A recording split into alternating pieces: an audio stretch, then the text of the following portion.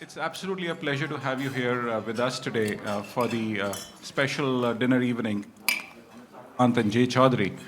In fact, just a very quick idea on the India Dialogue. So for some of you who were not there in the morning, the India Dialogue is an initiative which has been co-created by Institute for Competitiveness and USATMC, that is US Asia Technology Management Center at Stanford. And we have my partner in crime sitting here, Richard Dasher.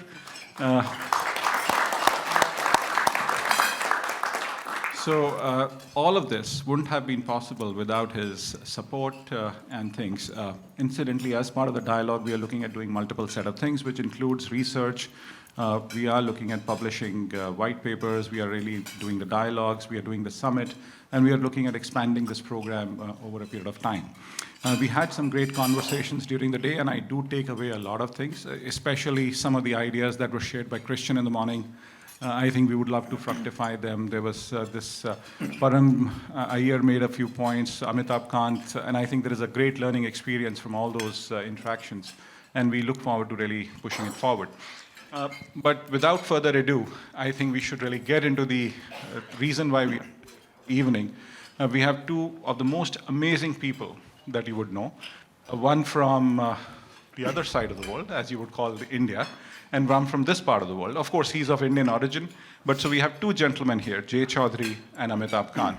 In fact, don't really need any introduction, but just as a quick remark, I think Jay is possibly one of the finest entrepreneurs this country has produced, and of course, somebody who created Zscaler, and he has many other things under the belt. But for the kind of impact that he's been able to create with Zscaler is absolutely tremendous. His work in India, especially his philanthropic work in India, is absolutely... I think what is most inspiring about Jay is that he's a first-generation entrepreneur, comes from a very humble background, to what he has been able to achieve, and the way he has been able to create an impact is impeccable. But the other person who's there with us, as I said in the morning, he has done some amazing work with the government of India. He's been the person who's been instrumental about ease of doing business, to God's own country, to aspirational district program, to so many things. In fact, if there is somebody who's been an impact leader in many, many ways in the country, then it has to be Amitabh Kant. But as I said in the morning as well, his claim to fame does not happen because of what he has done with the government. It happens because he's my co-author. So we just, as we said, it's the book. The title of the conference is The Elephant Moves, and then of course the book is also The Elephant Moves. Do have a look at it. And we have a very special person here, Satyan Gajwani, who's going to be moderating the session. In fact, I do not know if any one of you know about Satyan. I'm sure you know about him. In fact, just an accidental discovery, just about 10 days back when I realized that Satyan lives in the area. And I've known Satyan for about 10 years, but off and on we have been meeting at some occasions or whatever, and then I realized, oh, he's just next door, I should really give him a call.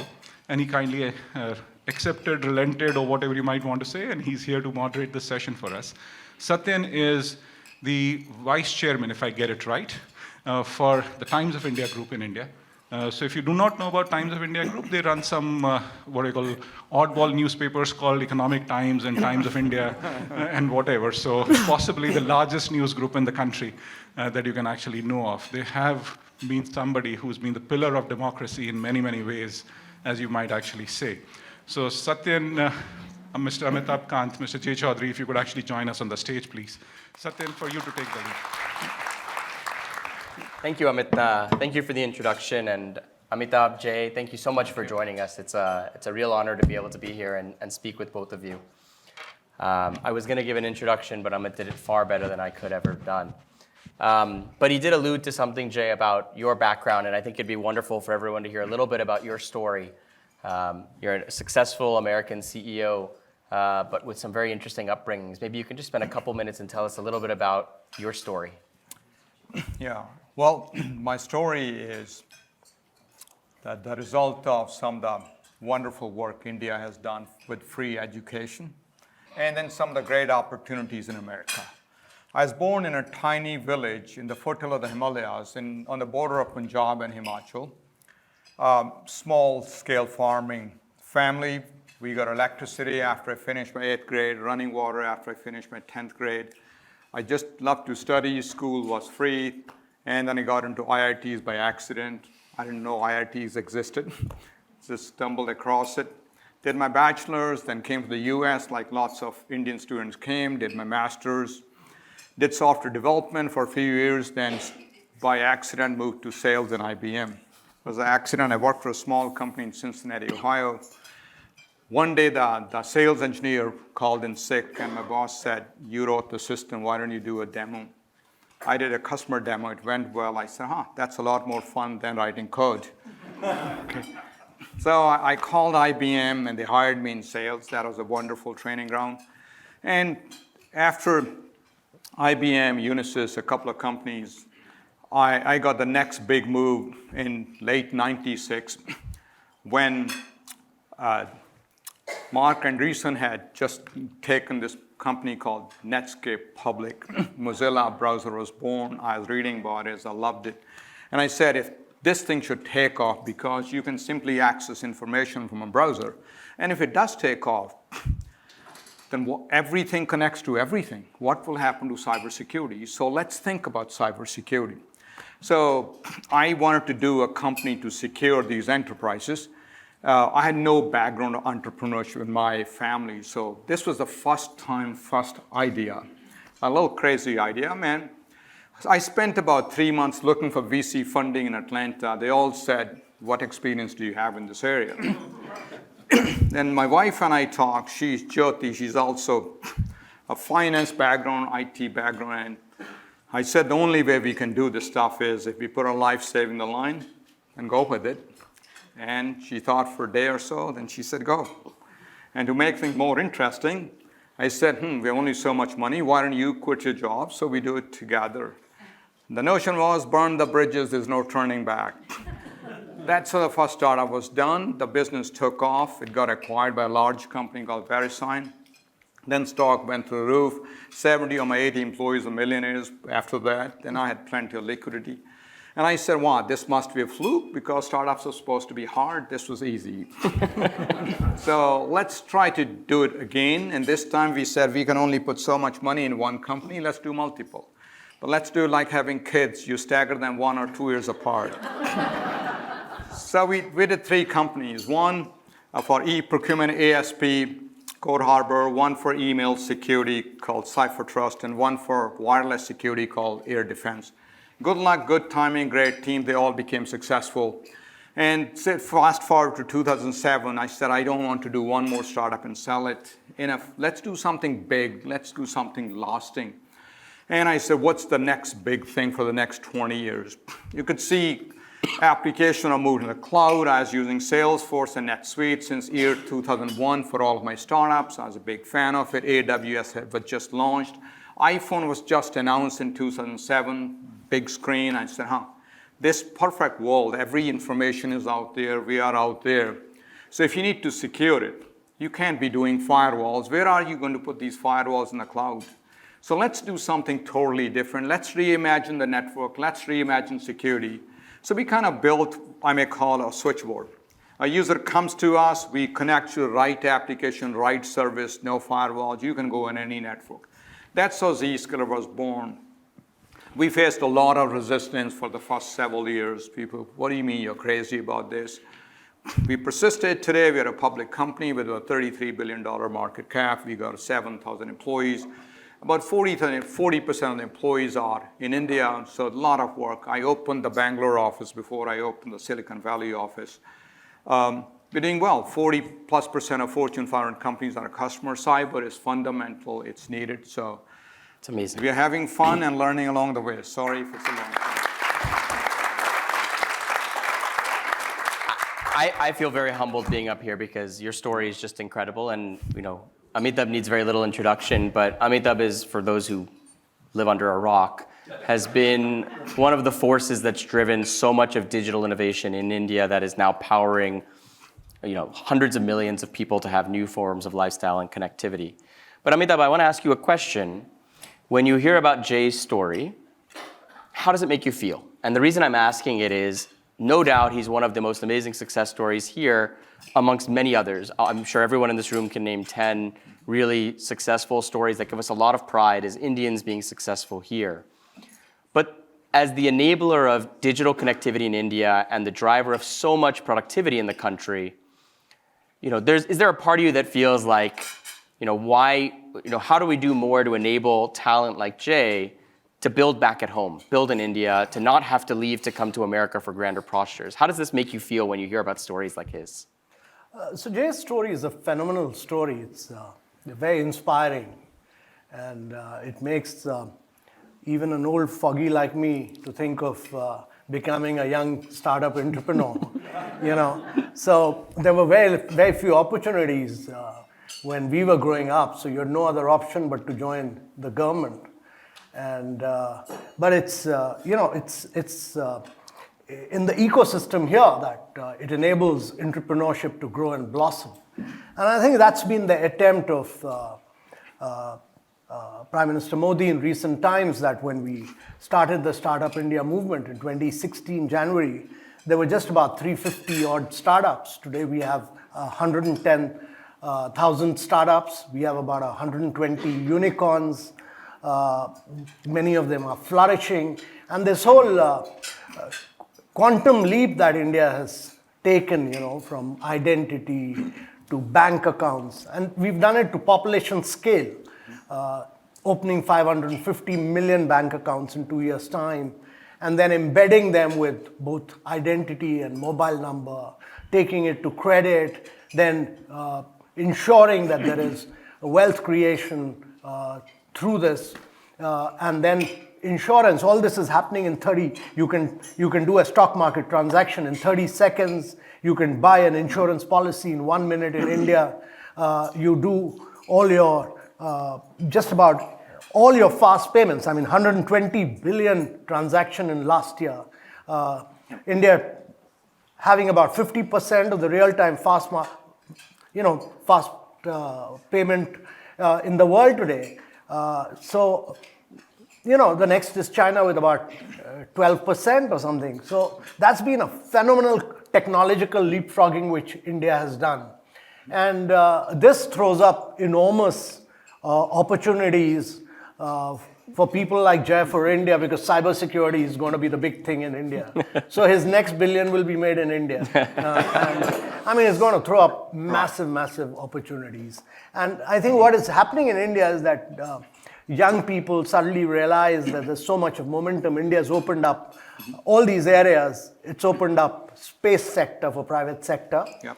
It's opened up geospatial sector. It's opened up drones, robotics. All these sectors have just been opened up enormously for the young Indian entrepreneurs. So when you talk to them, it's so inspiring to see young Indian entrepreneurs actually disrupting the world. For them, the market is not the 1.4 billion people of India.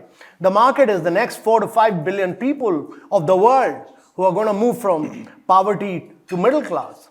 So, if what India has done is, in terms of digital, the whole digital infrastructure that India has built up. But if you look at the world today, 4 billion people in the world do not even have a digital identity. There are 2 billion people who do not have a bank account. There are 133 countries who do not have a fast payment. And for all the young Indian entrepreneurs, that's the big market. And that's what India is doing. So, imagine India's UPI system spreading from India to France, to South Africa, to Latin America, to Singapore. That's all happened in the last 3 to 4 years of India. And that's going to spread all over. And during G20, when we accepted both the definition and the framework of digital public infrastructure, it was very clear that the future is going to be open source, it'll be open API, it'll be globally interoperable. And therefore, the digital public infrastructure, when you combine it with artificial intelligence and generative AI, which India is doing, look at the power of Jugalbandi, the Bhashni app, which is enabling people in rural India. India has 1,400 dialects. It has 22 official language, but somebody sitting in a rural area in Nagaland can use the local dialect to fill up the central scheme or the government scheme, take his way through using artificial intelligence, get access to all the government schemes, and get sanctions and approvals all on the basis of his local dialect, his voice. He doesn't even have to write anything. That's the power of technology in India today. The combination of DPI with artificial intelligence has provided power to the 1.4 billion people of India. It's just incredible. So I need to ask you something, okay? We look usually at startups as drivers of innovation. Many people here who work at big companies can talk about how hard it is to do disruptive stuff inside a big company. How did you get so much done in government, which is viewed as probably the hardest place to drive innovation?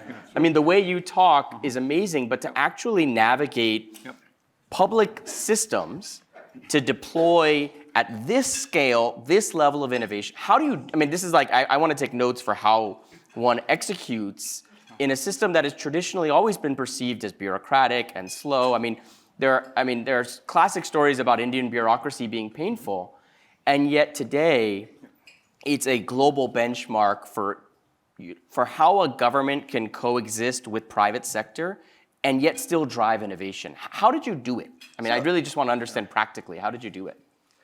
So Satyan, you know, when I got into the service, I landed up in Kerala, Kada, which I had not bargained for, and there was a communist government there. And pretty early in my career, I landed up into a major problem, and with the chief minister of the state, and I was without a posting for about almost 11 months, and I thought that was the end of my career. And you know, I demolished about 400, when I was a district collector, I demolished about 400 buildings. One of the guys who was building hotel I demolished had gone on to become the deputy chief minister. And I thought that was the end of my career. And you know, as a punishment posting, I got posted as secretary tourism, which nobody wanted to go. Nobody had heard of Kerala. Everybody had heard of Rajasthan or Kashmir. Everybody used to go there. Nobody had heard of Kerala then. They posted me as a punishment posting, but I took that as an opportunity. And I built up Kerala. You know, I went back to the roots of Kerala, and I, you know, developed products which nobody had heard of then. The backwaters of Kerala, the houseboats on which not a single nail is used. I went back to the mother of martial art, Kalripet. I went back to all these art forms, Tayyam, Kathakali, Mohiniyattam, and I went back to the traditional Kerala cuisine, the traditional Kerala architecture, and I differentiated Kerala from the rest of the world. And you know, when you combine it with high rates of literacy and unique social development, National Geographic Traveler termed it as one of the unique, they termed it as one of the 10 exotic paradises in the world, and Kerala never looked back. I took it from a $20 destination to a $600 destination overnight with these new products by taking it to the roots of Kerala. And then, you know, one fine day I get a call. I was a young officer. I get a call that the principal secretary to the Prime Minister wants to talk to you. And I was sleeping at home, and Mr. Brajesh Mishra came online and said, Prime Minister wants to have a holiday in Kerala for 8 days, and you will be the host. He will not meet the chief minister, he will not meet panchayat leaders, you will host him. So I kept it, you know, I hosted Mr. Vajpayee in the backwaters of Kerala in Kumaragam for 8 days. And, you know, one fine day, Mr. Vajpayee, I used to host him for lunch, dinner. One fine day, he asked me, you know, Mr. Brajesh Mishra tells Mr. Vajpayee on the dinner table, we used to just 5 or 6 people. He said, Saab, is ladke ko Delhi lana hai. We have to get him to Delhi. So Mr. Vajpayee said that, have you applied for Government of India? I said, no, sir, मैंने तो नहीं apply किया. So Mr. Vajpayee said, नहीं, बहुत अच्छा किया. अगर तुम apply करते तो ब्रजेश मिश्रा तुम्हें tourism के बदले women and child welfare में भेजें. He would send you from. So that was the end of the story. I applied after a year, and after a year and 2 months, and I was to go to Finance Ministry. The Civil Services Board had selected me to go there, and then Mr. Brajesh Mishra again calls me up and said, have you applied for Delhi? I said, yes, sir. So he said, you're going to tourism. I said, sir, there's no vacancy. But he said, no, we are creating a vacancy for you. And they took the officer who was there and posted her to labor and created that post for me and put me there. But as soon as I landed, within 2 days of that, the Twin Tower blast happened in New York. The war in Afghanistan happened. the attack on our parliament happened and we had 10% hotel occupancy. At the peak of that crisis, when Indonesia, Thailand, Malaysia all had ended their marketing, we launched Incredible India campaign. And that took tourism to a high. And that led to a marketing-led strategy which led to demand creation. And that led to new airports being created, new hotels coming up, and the entire tourism infrastructure being built up. And from there on, whether it was... from there on, whether it was Delhi-Mumbai corridor or Make in India or Startup India, I've always thought that, you should always think population scale, because India gives you that opportunity to do disruption at population scale and at costs which the world has never seen. You can bring down costs and the possibility of disrupting in India is enormous. It's incredible. Absolutely. So, 20 years ago, you hosted the Prime Minister in Kerala. Just most recently, you've now been the host of the G20 in India. Tell us how it went. What are the major takeaways, the key insights from it that you're most excited about going forward? So G20 was very complex. G20 was complex because when India took over G20 presidency, it was the post-COVID era. So you'd seen 200 million people go below the poverty line, 100 million people had lost their jobs. And we were hosting it in the background of the Russia-Ukraine crisis, which was very tough. And in a multilateral forum like G20, you have to bring consensus. Yep. And that's why multilateralism has been on a retreat. The United Nations has been a miserable failure in all these crises because there's been no consensus. So the challenge, I didn't even know that what was the job of Sherpa when I was appointed, but Sherpa's job is to take the leader on top of the Mount Everest. And therefore, the chances of my failure were very, very high. Now, India was able to bring consensus on a range of issues from, SDG goals to driving growth to women-led development to reforms of the multilateral financial institutions. All these issues, 83 paras, we brought consensus across the world. And India is the only country which had this ability to straddle through the world of G7, emerging markets, Russia, China, all of them, we brought consensus. But the toughest para was the Russia-Ukraine war. Of course. And that led us to negotiate for 300 hours. So the smartest thing we did was that we took all the Sherpas about 100 kilometers away from Delhi, locked them up in a golf resort called ITC Classic. When we started negotiating this, we said no mobiles are allowed because any leakage of information would have led to collapse. So we took, and these were all very senior people. They were the level of national security advisors and cabinet secretaries.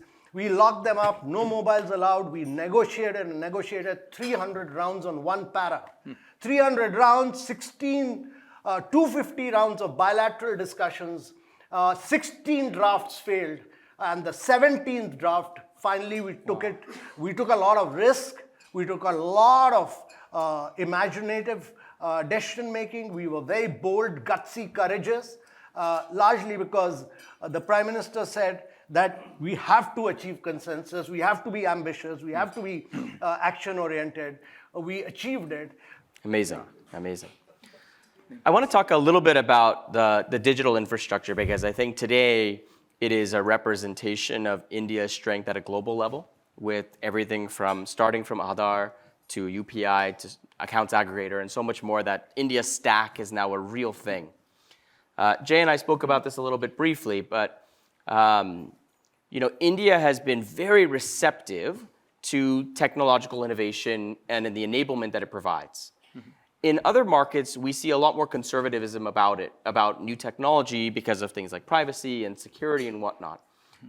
Now, as we see this level of scale of digital infrastructure in place, Jay, how do you think India should be thinking about some of the elements around security, privacy, and sort of the resilience of a very fast-moving and evolving stack? So first of all, actually, India has thought through these things pretty well. I tell you what sets India apart. India is bringing some of the best brains together to put some of these key stack pieces in place. But India government doesn't run everything. Actually, the private sector gets involved. It sets standards, which is actually wonderful. Otherwise, think of the US. It's all private sector. The big companies take over. They want to have monopolies out there. Okay.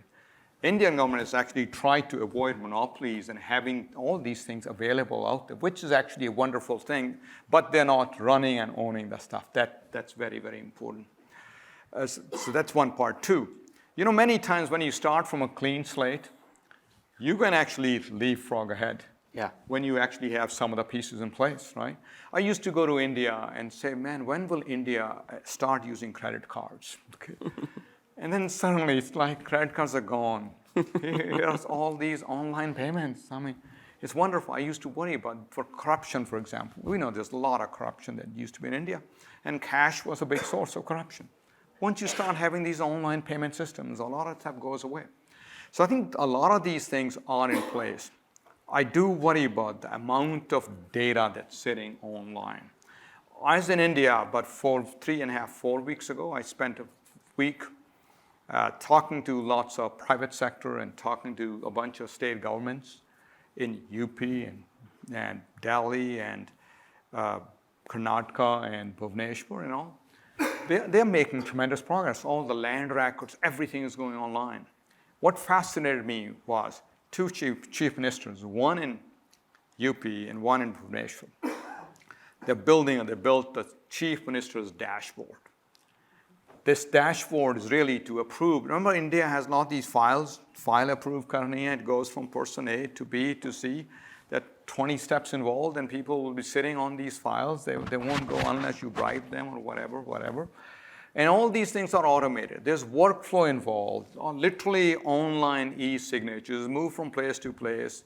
And what will Chief Minister's dashboard do? It could tell the Chief Minister what's sitting where, what, why. I mean, those are amazing things. Probably even private companies don't have some kind of sophistication like that. That's the one part. But I think we need to worry about cyber part of it. To me personally, I owe so much to India, what India has done for me. Without free education, IITs and all that stuff, nothing would have happened. I would be sitting in probably Himachal and doing some kind of farming out there. So, I mean, there's a lot. I mean, I feel like a lot to give back. So for me to help India in the cyberspace is not just business. It's essentially giving back to the country. So we've done a number of projects there. First of all, starting the company in India with about 40% of our employees sitting in India. It has been wonderful.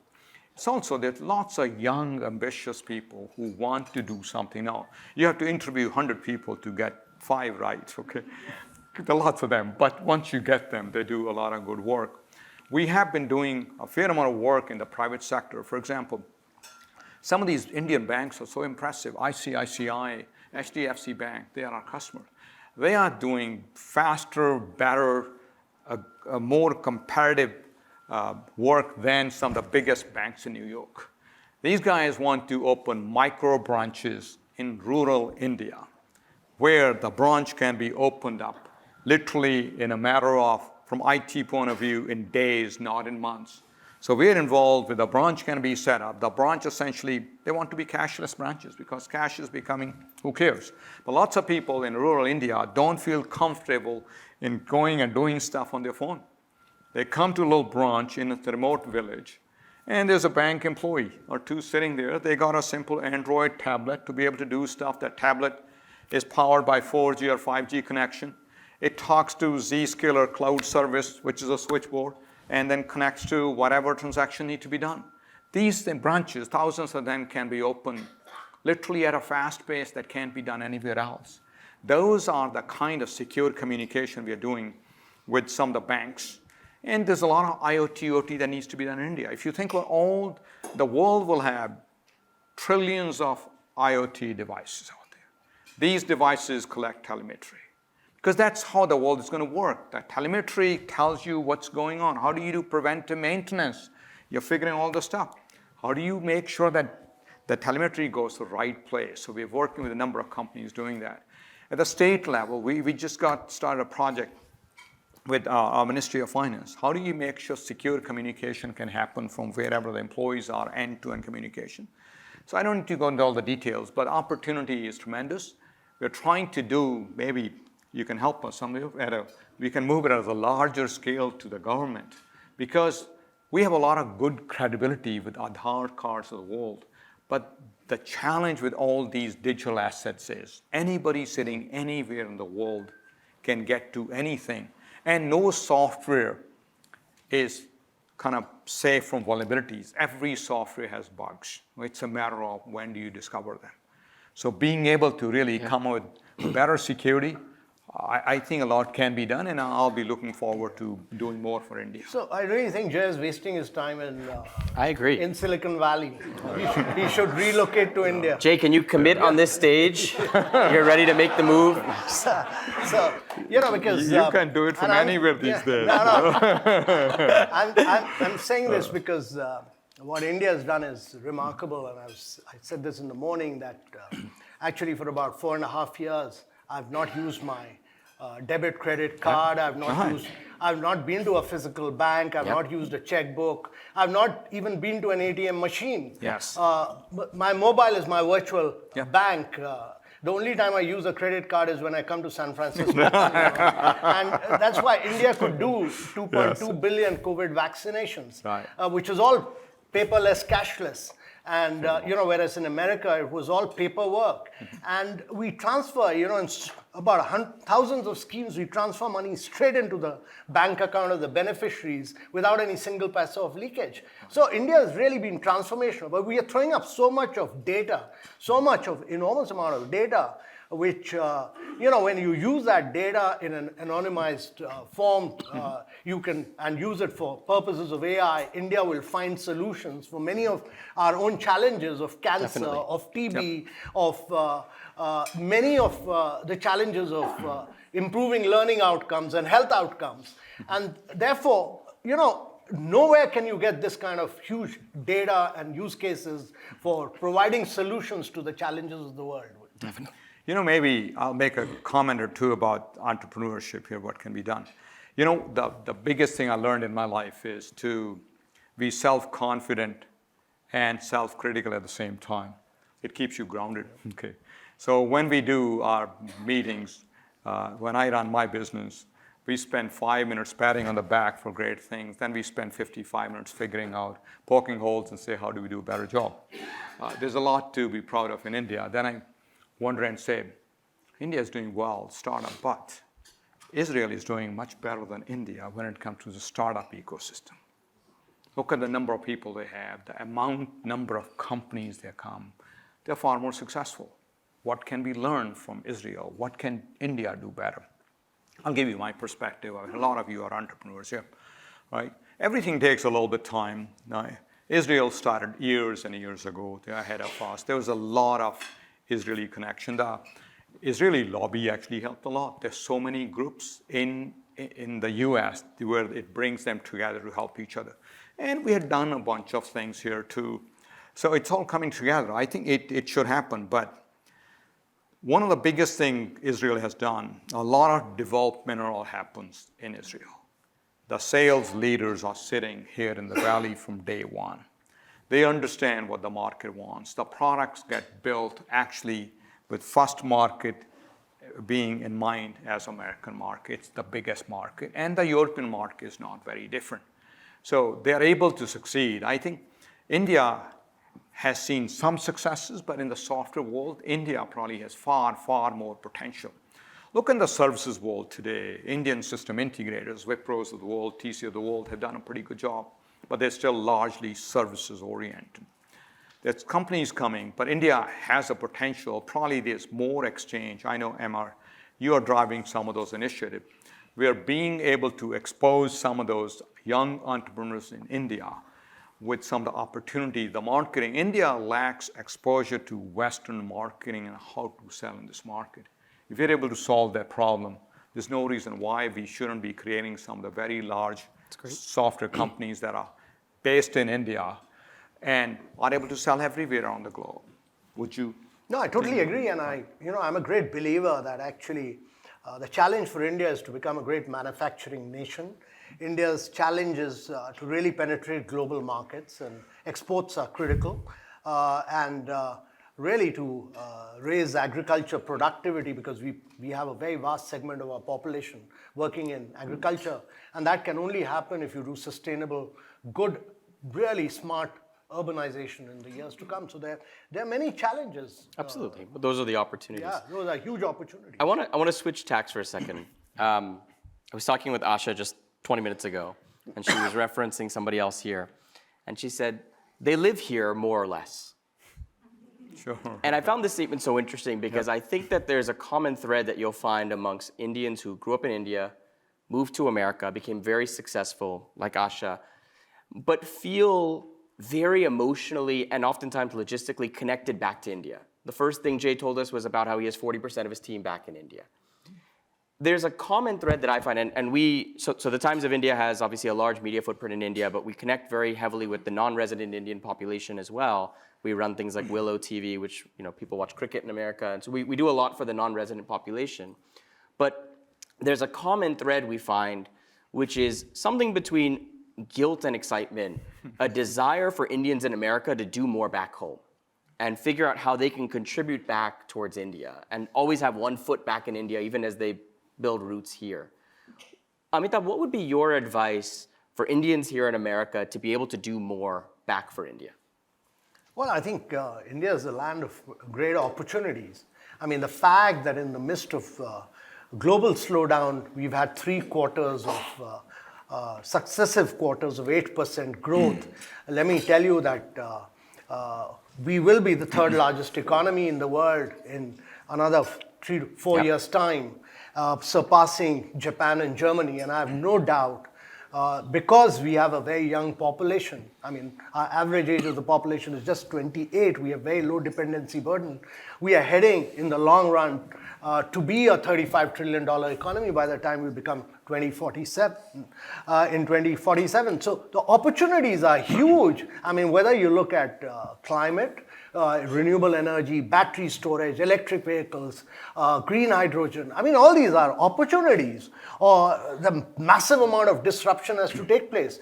And, India will actually have to become, when it moves from fossil fuel, where we import 180 billion, we will be exporting energy by 2047 using the power of our renewables. We're the only country which has done 187 gigawatt of renewables. So, massive opportunity. No other country will give you that opportunity which India has. No country in the world will give you the skilled manpower which India has. And no country in the world will give you this huge amount of impetus to disruption and a tremendous amount of opportunities, which many of our startups have demonstrated in recent times. So I think the opportunity. So what can Jay do? The opportunity really be to spot good entrepreneurs, and exactly what Asha is doing. I mean, Asha is a great example of what she's doing, putting resources into young entrepreneurs in India. I mean, there's a greater connect between Silicon Valley and Bangalore than between Silicon Valley and Washington. Yeah. Let me tell you that. Absolutely. And I'm a great believer that actually a lot of this growth and impetus that has taken place in Bangalore, which has become a tremendously exciting place, is because of this very close bonding with the Silicon Valley. Yeah. So many more of you should actually be looking at great opportunities in many, many areas of growth in the coming years. No, I find the biggest leaders of the biggest companies out here that are Indian are dying to find ways to do more back home. And they're just dying to find ways to contribute. So I think this is one of those forums that's a fantastic opportunity to build some of those bridges. I think you're absolutely right. The Bay Area and Bangalore are better connected than people realize. The challenge for India is really to improve, learning outcomes, health outcomes, nutritional standards. Those can't be done onto that population scale without technology. Mm-hmm.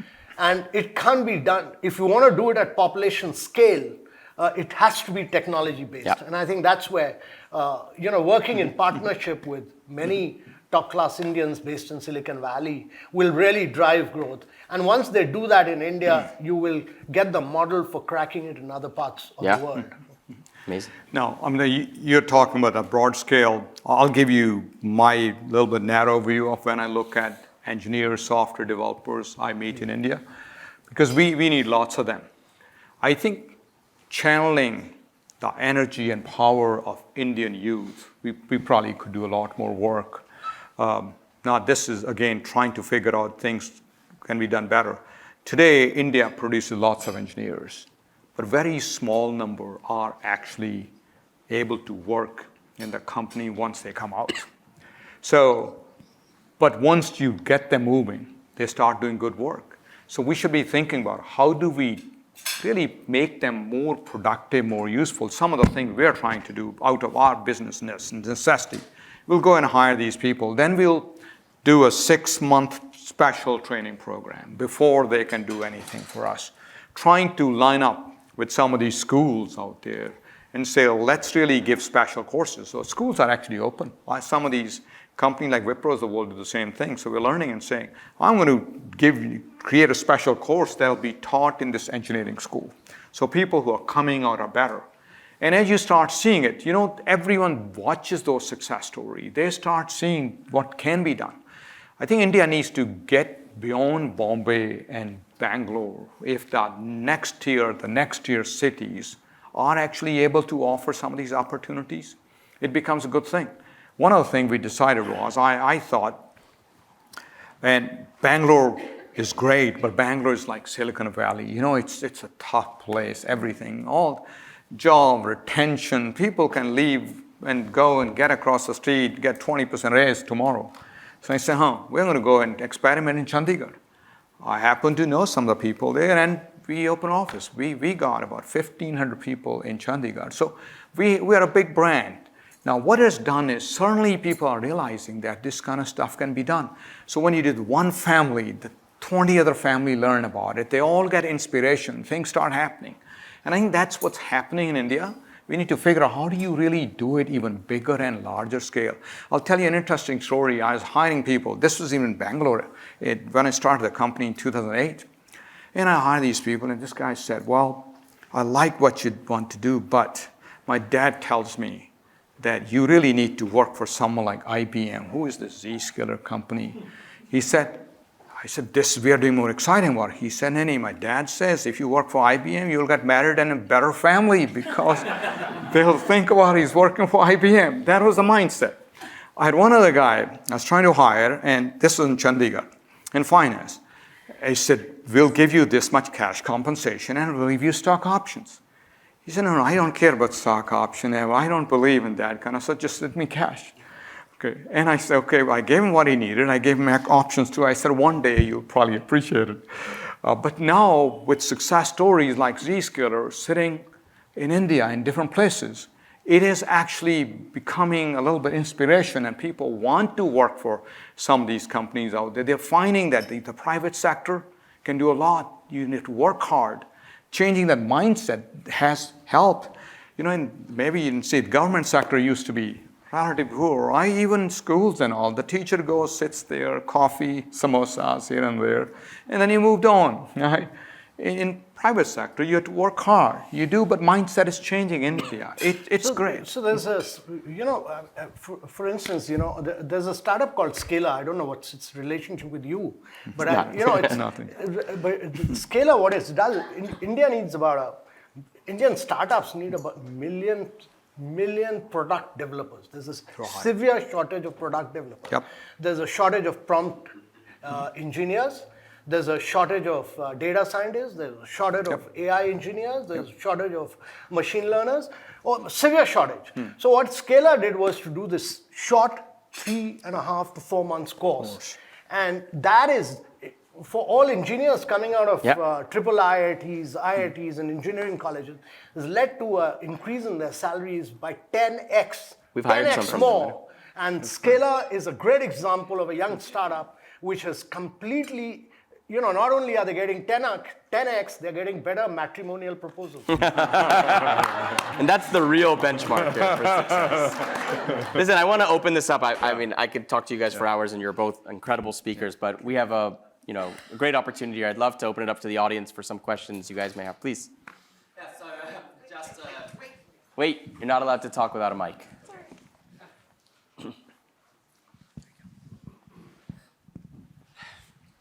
Well, thank you very much, and actually brings back quite a lot of memories from 5 years ago when I was in India for 14 months on the Sustainable Development Goals. So speaking of the potential of India, and also brings to mind Kejriwal's statement late 2019 that if everyone in India follows the Constitution in spirit, we'd be the greatest country in the world. So what do you feel as the most immediate impediments to realizing the country's full potential by mid-century? Like what, say that's within the next, with this election coming up, say the next 100 days, like what would you believe need to be done most immediately that would unlock the greatest potential? You're asking that? No. It's definitely for you, Amitabh. All three of you, yeah. None of us are qualified as much as you. Okay.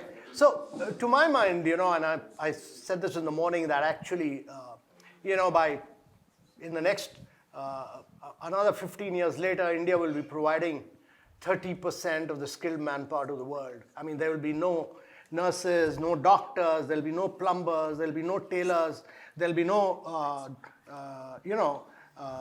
dentists available in America and Europe. You're all aging population, definitely not in Japan. It's all aging population, whereas India will be a young population. If 30% of the skilled manpower is to be provided by India, I think the most critical thing is to improve learning outcomes, which is very, very challenging. And learning outcomes means that you have to be, you have to keep, it can't be that you're in class 10th and you're not able to solve class 4th maths. That's important. Yes. So you have to ensure that everybody rises as the boat of growth goes up, learning outcomes improve.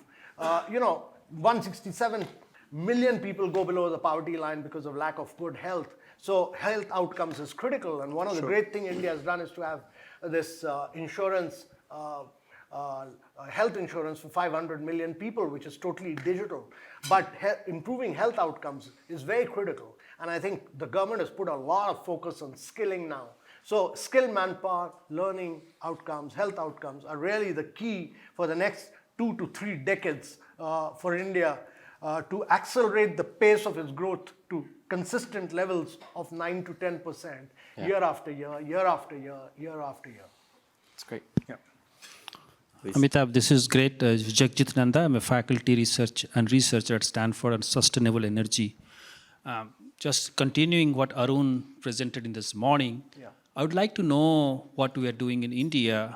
Obviously, people like me are wholly ingrained there, what's happening, but know your thoughts on some of the mistakes that we did in terms of technological innovation and thumb at the cost of sustainability. And it's not completely sustainable, and we're trying to fix that.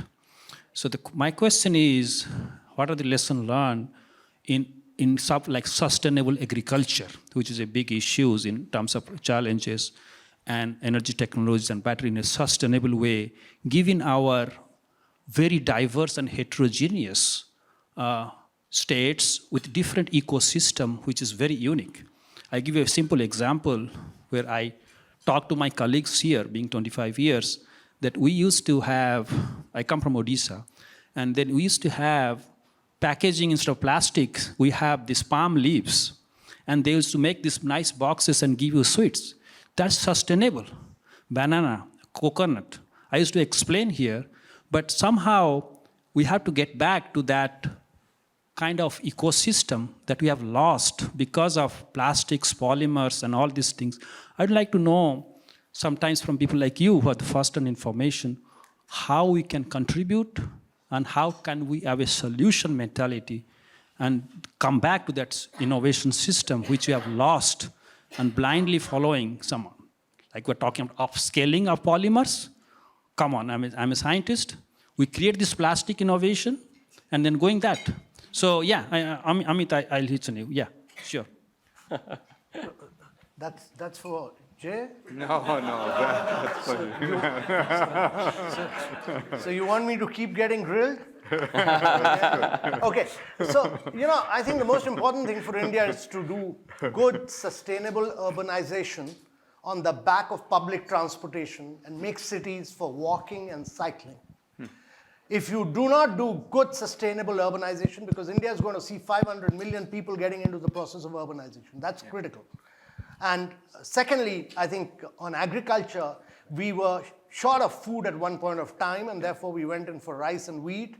We went in for water-consuming crop. But today we have excess production of rice and wheat, which is stored in Food Corporation of India. We need to push for horticulture, floriculture, dairy farming, etc., and push for millets and pulses growing, which are less water-consuming crops.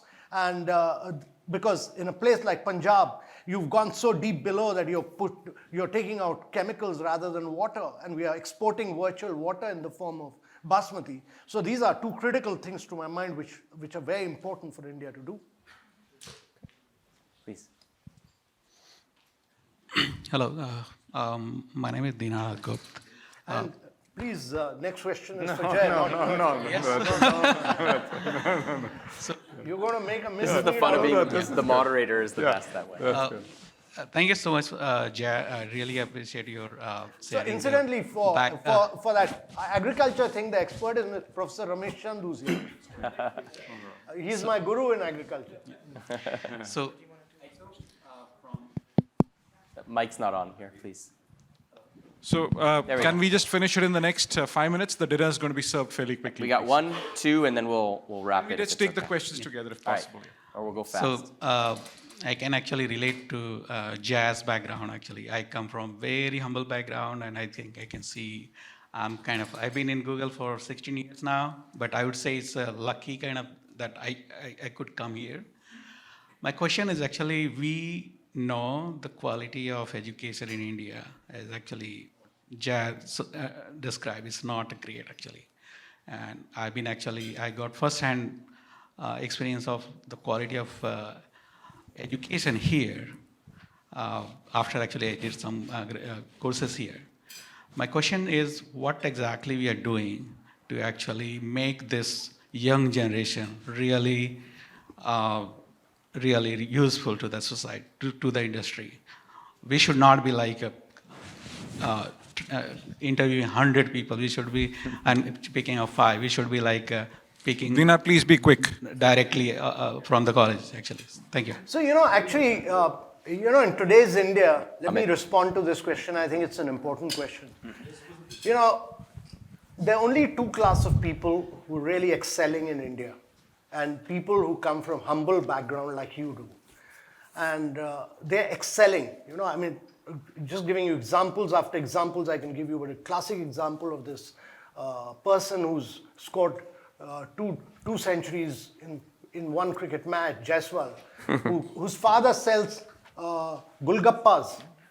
And, but his passion was that his son must become an outstanding cricketer, and took him to the coaching every day. And at the age of 21, he's become the best player in India today.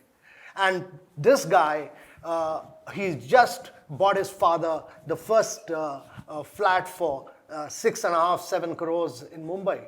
So this is with a completely humble background. And the second class of people who are, and in every single field this is happening. And it's not the urban middle class India which is doing well, it's people who are coming from very humble background who are excelling in everything. And the second other big thing that's happening in India is that women are out excelling men in every walk of life, every competitive exam.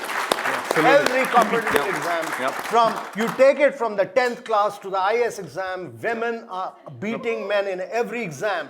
My college, which is supposed to be the best college, St. Stephen's College, when I went and did economics honors, it was an all-male bastion. By the time my daughter went there, 85% of the students on merit were all girls. All girls. And the principal of St. Stephen's said that to ensure that it remains a co-ed college, you have to give 10% extra marks to boys. Amazing.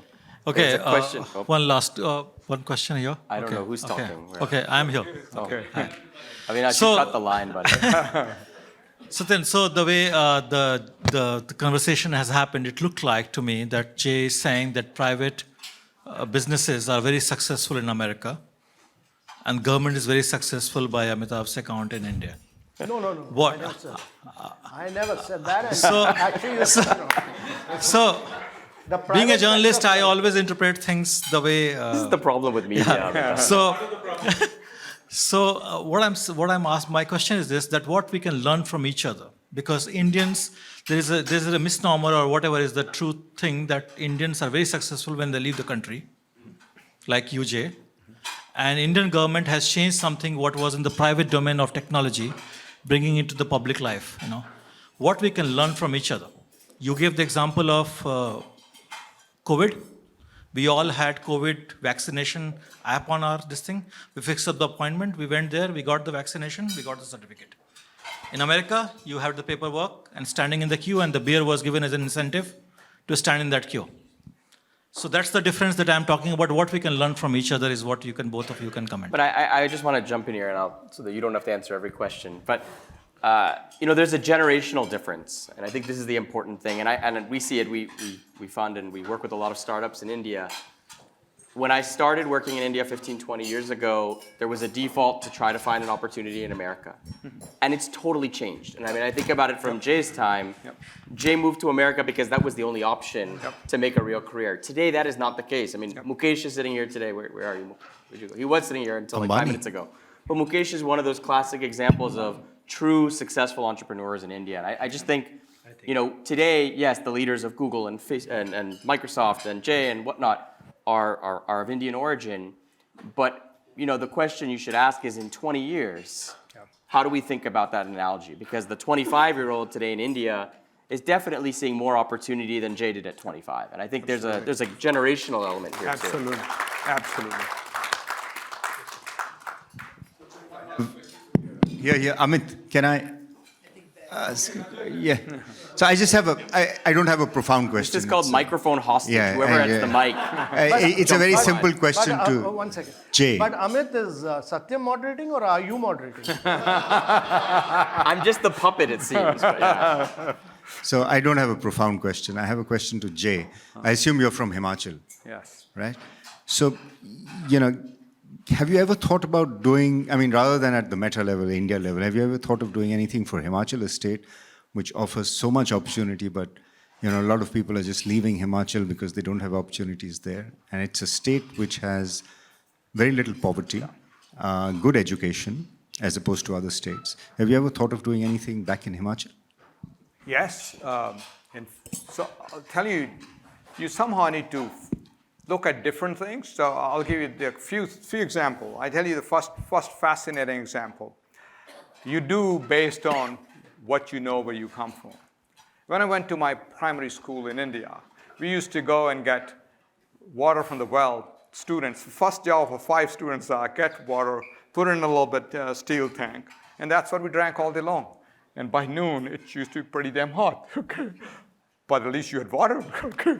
So early on, this was about starting early on. After I sold my first company, I found about 300 schools around Himachal and say, why don't we get a water coolers deployed? By that time, they are running water, but there was no coolers. Since water didn't run all day long, they'll fill the tanks. It was the same thing. They'll fill up the tanks, and the tanks are hot. Those are some of the small projects we've done, but now I'm doing 2 or 3 things.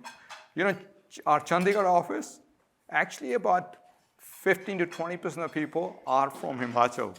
I couldn't set up an office in Himachal and really attract anybody. It wasn't possible. But Chandigarh, you could. There's actually IIT that opened a few years ago in my home, a district town, Una. Okay. I'm getting involved in helping, sponsoring with kind of stuff. Then this gentleman has opened a school, not a special system to get students special help to get them in colleges. I forgot the name of it. So trying them at a small scale, and hopefully next time try to help the state government of Himachal to get security and all this stuff. But it's always satisfying to be able to go back. The closer you are to the town, the more attachment you have, right? So, Amitabh, this is what I was alluding to earlier. I think there's a role, whether it's for private or for government, to help find ways to guide that passion, enthusiasm, and money that's sitting in non-resident Indians to help more in India, because the demand is very, very strong. yes. It's just sometimes they just don't know what to do in many cases. I was told that as the fake moderator, there's a question here I'm told to ask on. Great. Do I have your permission, Amit? No, I'll try my best to not get you in trouble. So from Chandigarh, actually we have 3 of us from Chandigarh here on this table. So very inspiring stories. And Amitabh, you're such a fantastic champion and cheerleader for India. We're all proud of you. I'm sure you get it all the time. Amitabh can't, but Amitabh can. On a serious note, if I got JG's comment right, maybe I just want to echo something. So we are from the manufacturing background, and it's very tempting and also very frustrating. Like, why can't we go partake in this phenomenal opportunity in India? But manufacturing for small to mid-size being such a complex thing, so many moving parts with infrastructure, talent pool, and policies, and all of that. So focusing on the skills and employability of young engineers relevant to manufacturing, maybe there is some more work to there. If we could have a 20 to 80, maybe 80% on what can be done better and 20% on gung-ho and go forward. I think that will enable and welcome more of us to go back and immerse there. Yeah. So I think that was more of a comment, right, than a question. But Yes. I think the last word should go to Jay. yes. No, it's yours. Look, if you do ask me what do I do, how do I think about it, it start dreaming big. Okay, we don't dream big enough. It's good to dream big, and the reason we don't dream big is because we are afraid of failure. Okay, ability to take risk is a good thing, and the way I took risk was to think about what's the worst thing that can happen. Take, for example, the first company we did, Secure IT. My wife and I, Chaudhry, we went in together. So it was a tough decision. But it was that the common thing was, if we did the startup and put our life saving on the line, what's the worst thing that can happen? The company fails. Our savings disappear. And said, well, can we find a job? Of course we could find a job. That's not a problem. So if that's the case, then let's go. Do it. We have a backup plan. Right? I mean, some of those simple things, they do really help us. But being able to take chances and try, it's a very good thing. Tons of opportunity. I was in India 3 weeks ago. I came back so excited about what all can be done. I think somehow I feel like if some of these youths in India can be exposed to more of these opportunities, the things that can be done, they are actually willing to go the extra mile and succeed because, in fact, in some ways, when you come to America, about first generation, then second generation gets a little bit slow, sense of entitlement comes in, the third generation is kind of, man, right? In India, there's so many, they're all like first generation, most of them. If you exclude the 1% of the richest Indians, everyone else is willing to work hard and go the extra mile. If we can tap the potential of that thing, it'll help their families, it'll help the country, it'll help everyone. Yeah, thanks. Wonderful. Everyone, thank Amitabh, Jay for joining us. Amit, Richard, thank you for putting this together. Thank you for organizing it.